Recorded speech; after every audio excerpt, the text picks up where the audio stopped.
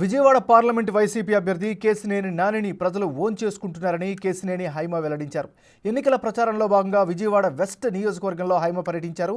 ఈ సందర్భంగా బిగ్ టీవీతో ఆమె ముచ్చటించారు. రాబోయే ఎన్నికల్లో భారీ మెజారిటీతో కేశినేని నాని, దేవుని అవినాష్ గెలవబోతున్నారని ఆమె జోస్యం చెప్పారు. అభివృద్ధి గురించి మాట్లాడే అర్హత తెలుగుదేశానికి లేదని విమర్శించారు. అభివృద్ధి అంటే ఒక్క విజయవాడలోనే 1100 కోట్లతో అభివృద్ధి చేసి చూపించిన ఘనత కేశినేని నానికి దక్కుతుందని ఆమె చెప్పారు. నియోజకవర్గం ప్రచారం ఎలా సాగుతుంది? చాలా బాగా జరుగుతుందండి. మేము ఎక్కడికి వెళ్ళినా కానీ మాకు ఘన స్వాగతం పలుకుతున్నారు. డెఫినెట్గా నానిగారు చేసిన మంచి పనుల్ని ఎవరు మర్చిపోరు. ఇక్కడ ఈస్ట్ విషయంకి వస్తే దేవినేని అవినాష్ గారిని అయితే అందరూ చాలా బాగా ఓన్ చేసుకున్నారు. తప్పకుండా మనకే మంచి మెజారిటీ వచ్చి గెలుస్తామని చెప్పి తెలియజేస్తున్నారు. అభివృద్ధి మాత్రమే సాధ్యం టీడీపీ వాళ్ళు, మరి మీరేమంటారు?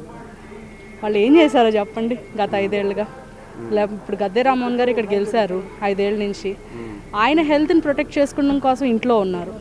అలానే చంద్రబాబు నాయుడు గారు, ఆయనకు అసలు ఇక్కడ ఇల్లు ఉందా?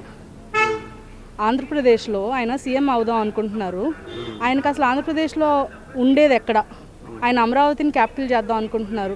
ఆయనకు అమరావతిలో కనీసం ఒక ఇల్లు ఉందా? ఆయన ఉండేది హైదరాబాద్లో కదా. ఆయనకి ఏంటండి ఇక్కడ సంబంధం? ఎలా గెలిపిద్దాం అనుకుంటున్నారు వాళ్ళని? నాకైతే అర్థం కావట్లేదు. నా విషయానికి వస్తే మాత్రం ఇక్కడ మేము చూస్తుంది కేశినేని నాని గారు కానీ దేవినేని అవినాష్ గారు కానీ ఇక్కడ స్థానికంగా ఉండి ప్రతిరోజు ప్రజలను కలుస్తున్నారు. ప్రజాసేవ అంటే అంతకంటే ఏంటి? ఎలా గెలుస్తారు వాళ్ళు? పోనీ అభివృద్ధి అంటున్నారు.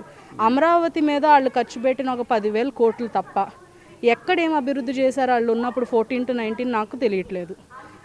మేమిప్పుడు కేశినేని నాని గారిని చూస్తే విజయవాడలో మాత్రమే పెద్ద పెద్ద మాటలు మాట్లాడకుండా, సింగపూర్లోనూ ఇంకేదో మాట్లాడకుండా ఉట్టి విజయవాడ మాత్రమే ఆయన చేయగలిగిన పని చేసి 11,000 crores వర్త్ ఆఫ్ పనులు చేశారు ఇక్కడ. అలా కంపేర్ చేసుకుంటే ఆయన అమరావతి గురించి బిల్డ్ చేసిన ప్యాకమేడ్లు ఓన్లీ 10,000 crores వాల్యూ. అది కూడా అన్ని టెంపరీ బిల్డింగ్స్. ఒక టెంపరీ సెక్రటేరియట్ మీద 900 crores ఖర్చు పెట్టడం ఎంతవరకు వాల్యూ ఎడిషన్ అండి? దానికోసం ఎవరు బెనిఫిట్ అవుతున్నారు?